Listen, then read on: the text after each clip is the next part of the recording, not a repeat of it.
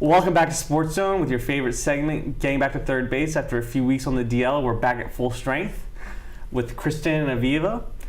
Last week we talked about the LA Angels off to their hot start, 12-2 right now. Shohei Ohtani going off. Aviva, tell me more about that. So he's huge for the LA Angels.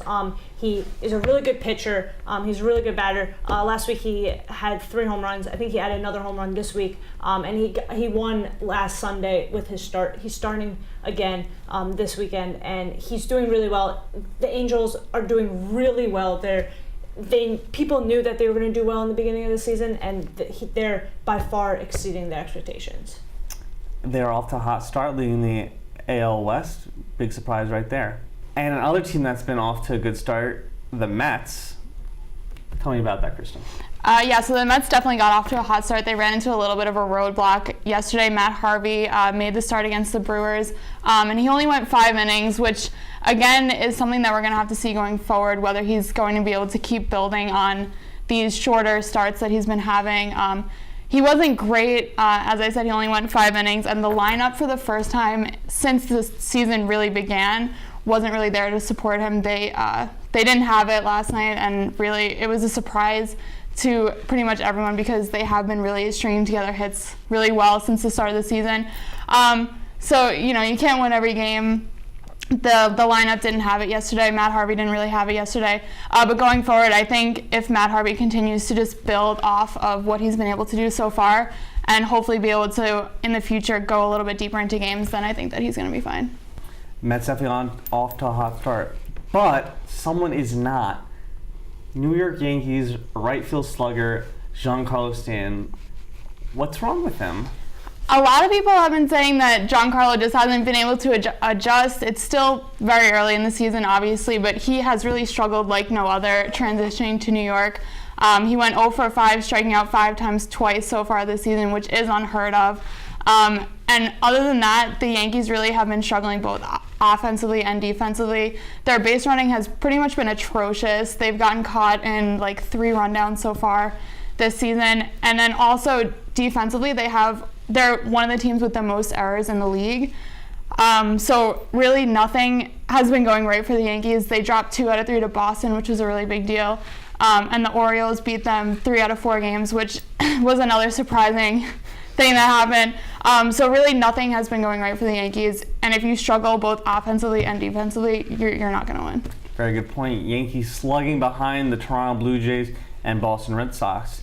Speaking of the Red Sox and the Yankees, they really got into it earlier this week and between a brawl between Joe Kelly and Tyler Austin. Kelly hitting Austin and leading to a fight between the two benches. Very entertaining baseball. I enjoy watching bench clearing brawls. It's always fun to get the fans riled up for that. Austin and Joe Kelly each were suspended. Kelly for 6 games, Austin for 5 games. And on the other side of the coast, we have the Colorado Rockies and Padres getting to a scuffle with Nolan Arenado's great hair flowing in the wind after Luis Perdomo throws a fastball behind him. Nolan Arenado has been suspended for 5 games and Perdomo's for 5 games. And there are other suspensions. The only one that's really worth noting is Geraldo Parra, right fielder for the Rockies, getting a 4-game suspension. I mean, that's the big news. But before we go, what's so far this season? What's been your favorite moment? So I can go first. My favorite moment so far from this season is not going to come as a surprise to anybody. It was definitely when the Mets swept the Washington Nationals. I don't think anybody was expecting that to happen. I certainly wasn't expecting it at all. Their bats really pulled through when they needed to. They got a lot of rallies late in the game when they needed to. And the Mets pitching in that series was by far the best that I've ever seen them consecutively pitch. Matt Harvey was the only one that kind of struggled in that last game, but he had the bats really there to support him that game. And the Mets bullpen also really shined that series, which was awesome to see. Seth Lugo and Jacob Rhame both pitched really well behind Matt Harvey to get them the win in order to secure the sweep in that series. So I thought that was a great way to just set the tone going forward. And the Mets are playing the Nationals again this upcoming week at Citi Field. So it's going to be exciting to see if they can carry the energy that they played with from DC over to New York. And Aviva. So going off of what Kristen said, my favorite was Sunday night's game when the Mets had the sweep over the Washington Nationals. Me and Kristen, we went to the game. It ended at like 12:30 in the morning. It was 30 degrees. It was really cold, but it was great to see how the Mets really came back.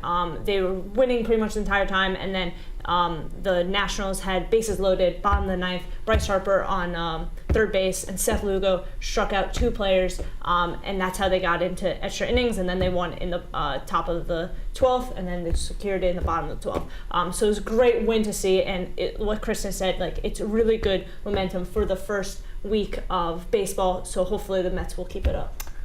It's good to hear for the Mets as they continue to go forward. For me, for a team that isn't off to a great start at the Orioles, definitely taking 3 out of 4 from the Yankees, definitely a highlight with El Toro Pedro Alvarez, who's not necessarily known for a great bat, hitting a grand slam in extra innings, or maybe us striking out Aaron Judge and Carlos Stanton with the bases loaded to end the game. But not an Orioles moment would be Joe Mauer's 2000th hit. Joe Mauer is well loved in Minnesota. I like him. He was a great catcher. I still hope he gets to the Hall of Fame, but it was really great to see another legend reach that milestone of a 2000th hit. That's all we have today from Getting to Third Base. Stay tuned for more Sports Zone.